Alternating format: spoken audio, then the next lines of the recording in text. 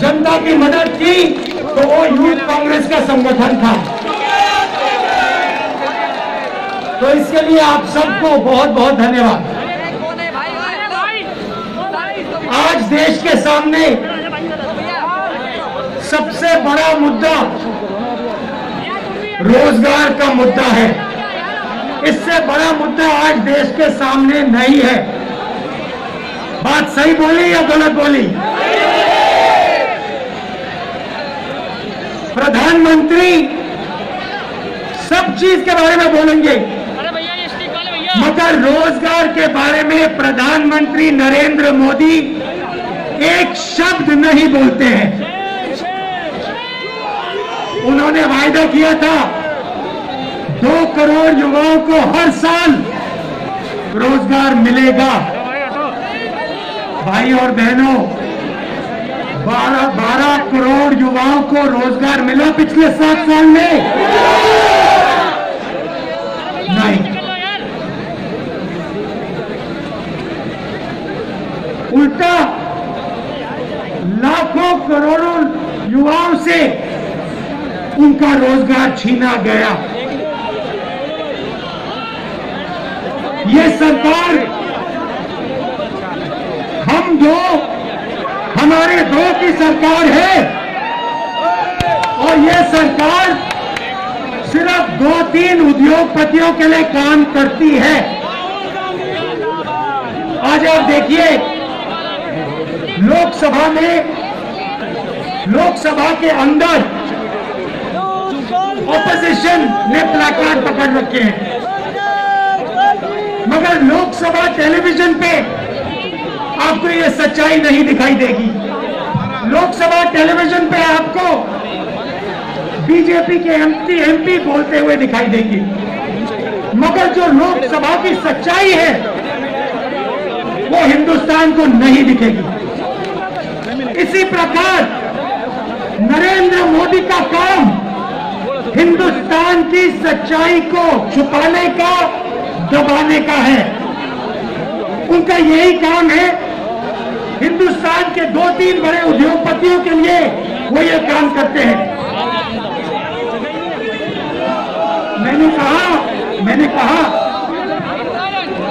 मैंने प्रेस के मित्रों कहा, इनसे आप पूछिए क्या हिंदुस्तान की सरकार हिंदुस्तान की सच्चाई हिंदुस्तान को दिखाने देती है?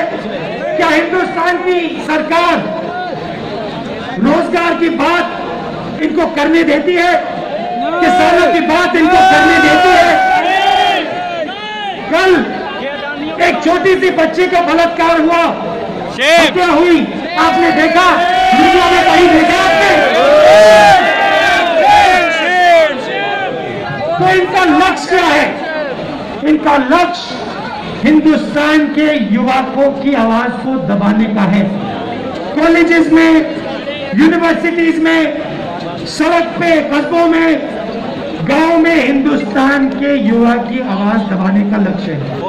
क्योंकि ये जानते हैं जिस दिन हिंदुस्तान के युवा ने अपने दिल की बात बोलनी शुरू कर दी, जिस दिन हिंदुस्तान के युवा ने सच्चाई बोलनी शुरू कर दी, उस दिन नरेंद्र मोदी जी की सरकार उसी दिन खत्म हो जाएगी।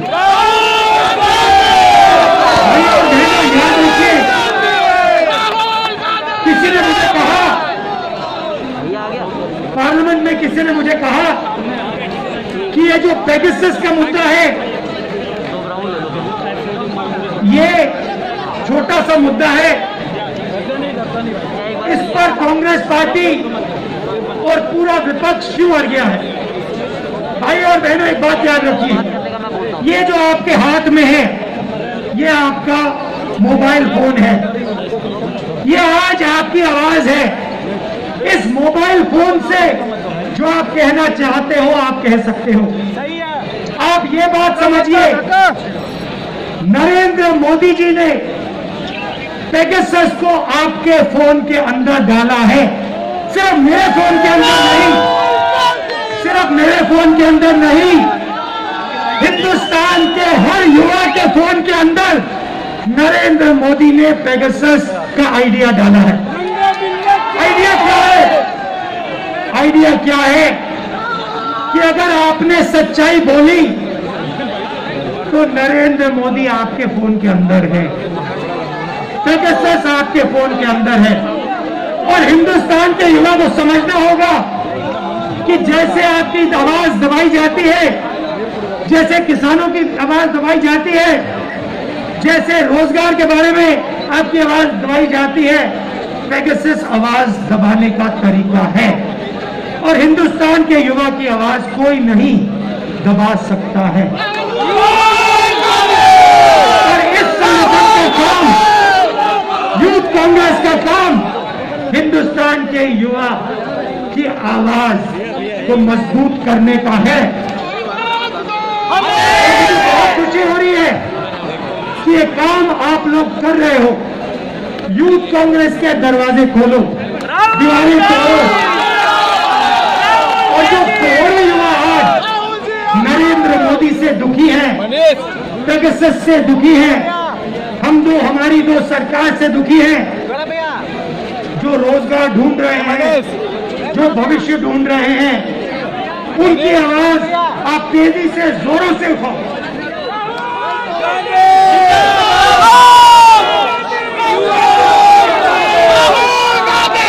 आपको यह भी समझना होगा, आपको यह भी समझना होगा, आज आपको हिंदुस्तान के युवा को रोजगार क्यों नहीं मिल रहा है? इसका एक ही कारण है, इसका एक ही कारण है भाइयों और बहनों, हिंदुस्तान को रोजगार छोटे बिजनेस वाले, मिडिल साइज बिजनेस वाले, छोटे दुकानदार, किराना स्टोर, ये लोग दिलवाते हैं। बड़े बड़े उद्योगपति हिंदुस्तान को रोजगार नहीं दिलवाते हैं। और नरेंद्र मोदी जी की सरकार असंगठित लोगों को, असंगठित व्यापार को, असंगठित बिजनेसेस को खत्म करती जा रही है। डिमोनेटाइजेशन किया, जीएसटी लाए, क्यों लाए? छोटे दुकानदारों को, small and medium size businesses को खत्म करने के लिए।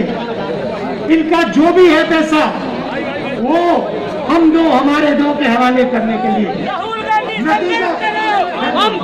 नतीजा ये है कि आज ये देश नरेंद्र मोदी के कारण रोजगार पैदा नहीं कर पा रहा है।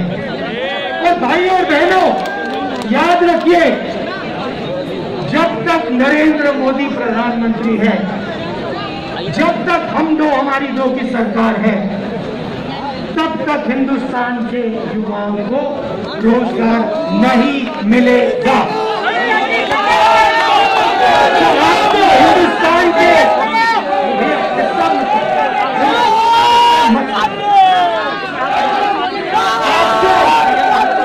यूथ कांग्रेस और हिंदुस्तान के युवाओं को ये लड़ाई लड़नी है। ये लड़ाई सिर्फ हिंदुस्तान के युवाओं के भविष्य की लड़ाई है। आज जो लड़के स्कूल में हैं, लड़कियां स्कूल में हैं, कॉलेजेस में, यूनिवर्सिटीज में हैं, आप बात समझो, आपके भविष्य में रोजगार नहीं है। अगर हिंदुस्तान इस रास्ते पे चलता गया, आपको आज नहीं, कल नहीं, अगले 5-10 साल नहीं रोजगार मिलने वाला है।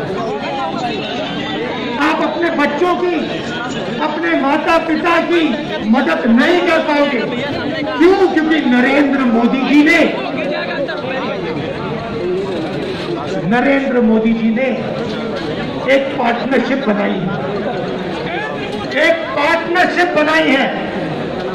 पार्टनरशिप हिंदुस्तान के युवाओं के साथ नहीं है, पार्टनरशिप हिंदुस्तान के गरीबों के साथ नहीं है, पार्टनरशिप छोटे व्यापारियों के साथ, मिडिल साइज बिजनेस, किसान, मजदूर के साथ नहीं है।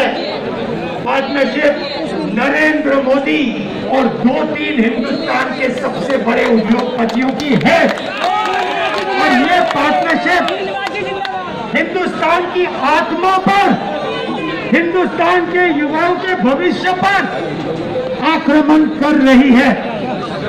इसीलिए नरेंद्र मोदी जी आज रोजगार की बात नहीं कर सकते हैं और आने वाले कल में भी रोजगार की बात नहीं कर सकते हैं, क्योंकि उनकी पार्टनरशिप किसी और के साथ है। आप सबका दिल से बहुत बहुत धन्यवाद। मैं आपके साथ खड़ा हूं।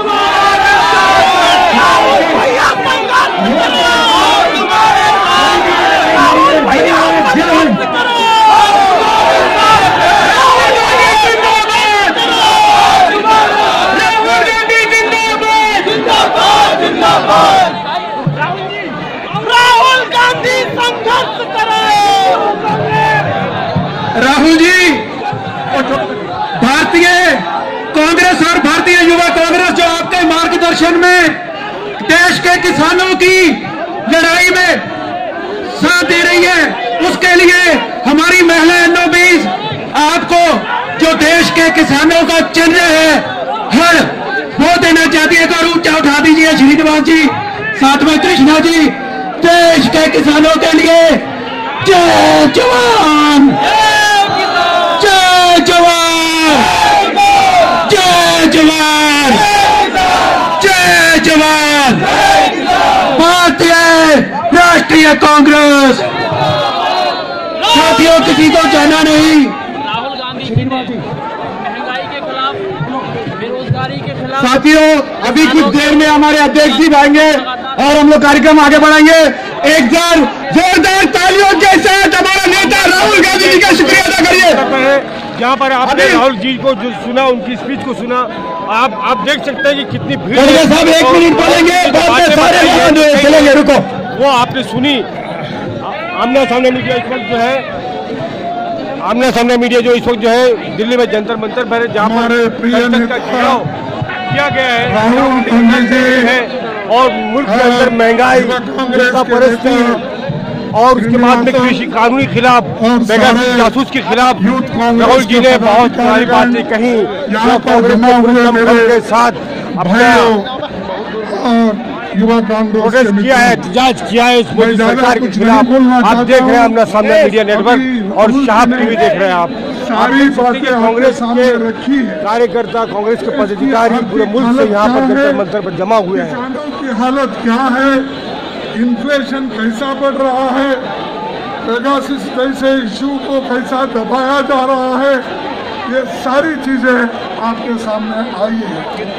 इस देश में सिर्फ 4 लोग इस देश को चला रहे हैं।